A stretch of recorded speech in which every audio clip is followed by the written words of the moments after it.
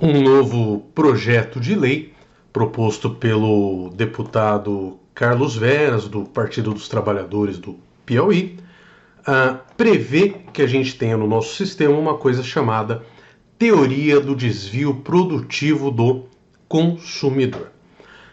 O que seria essa teoria? Veja, as empresas, as grandes fornecedores, eles vendem serviços muitas vezes defeituosos, muitas vezes problemáticos, e fazem com que o consumidor perca muito do tempo do seu dia, às vezes de vários dias, tentando resolver problemas que foram causados pelo próprio fornecedor.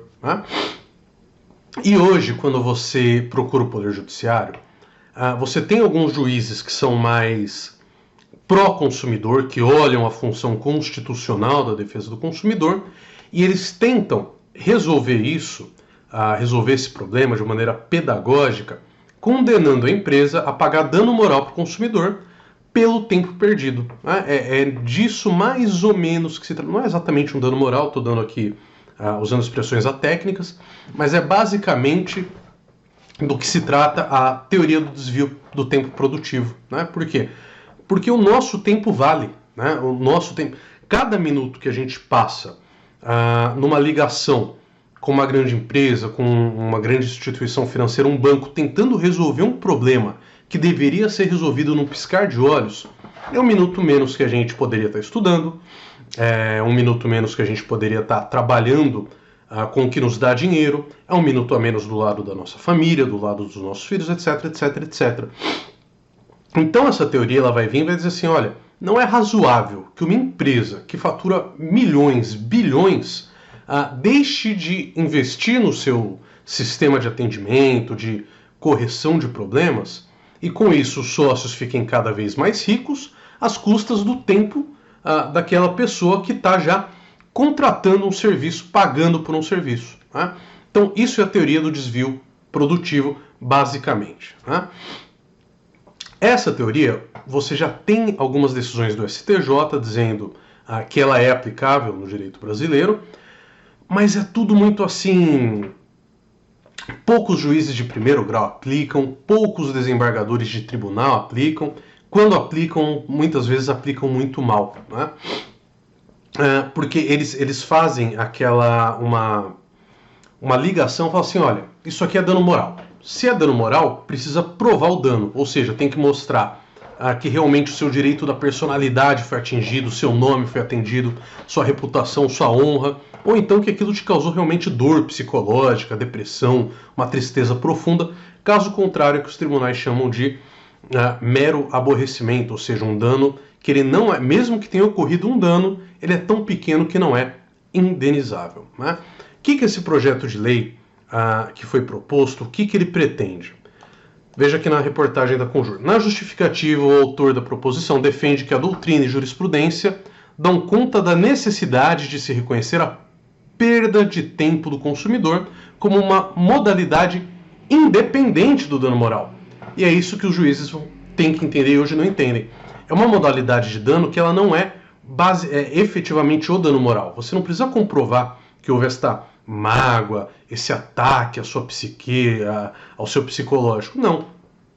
Basta que haja essa transferência do ônus do fornecedor de entregar um serviço sem defeitos para que esse ônus se torne do consumidor, de resolver os problemas que o próprio fornecedor causa, para que haja uma espécie de dano, um dano temporal, um dano num certo sentido até existencial. Então, o artigo 5º desse projeto de lei ele vai prever que a compensação do dano extrapatrimonial decorrente, veja bem, dano extrapatrimonial, ou seja, você não tem que provar que houve um dano no seu patrimônio propriamente dito, porque senão seria dano material. É um dano que ele é extrapatrimonial, mas que não é sequer moral.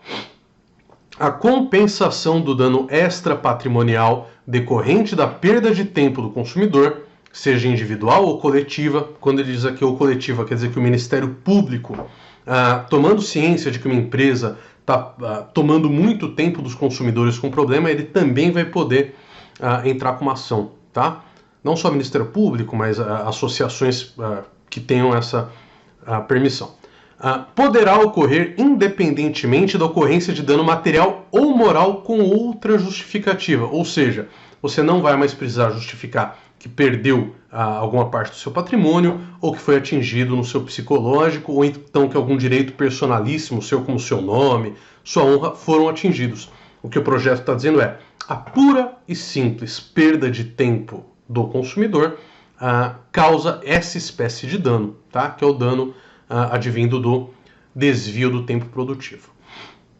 Eu acho que isso aqui em tese é muito interessante, mas conhecendo os nossos tribunais, eu sei que assim, grande parte deles, a jurisprudência num geral, ela vai entender que você precisa assim, de um gasto de tempo muito, mas muito grande para que seja aplicada essa tese, tá? Então, eu vou ser sincero que eu não fico muito, muito feliz com isso ainda, até que veja isso sendo aplicado nos tribunais, principalmente tribunais assim mais conservadores, né, como o Tribunal de Justiça do Estado de São Paulo, que para eles nada gera dano moral. No Brasil já quase nada gera dano moral, essa que é a verdade. E quando gera é em valores ínfimos.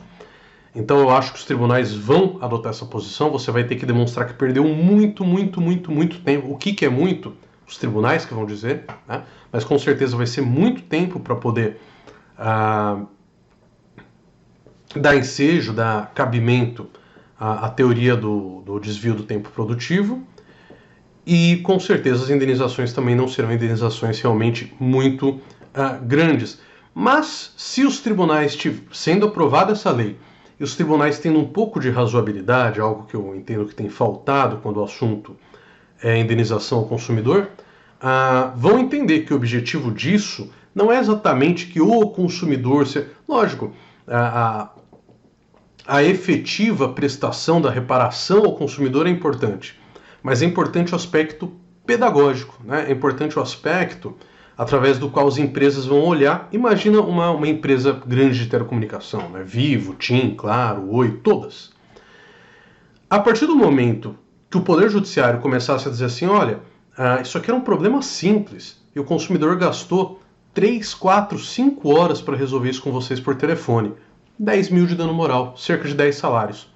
Pode ter certeza que sai muito mais barato para a Vivo investir para que esse tipo de problema não ocorra mais. Esse é o efeito pedagógico da pena, né? Esse é o efeito pedagógico do dano, que é algo que falta muito nos nossos tribunais e que esperamos que melhore pelo menos um pouquinho, caso seja efetivamente aprovado esse projeto de lei. É isso e até a próxima.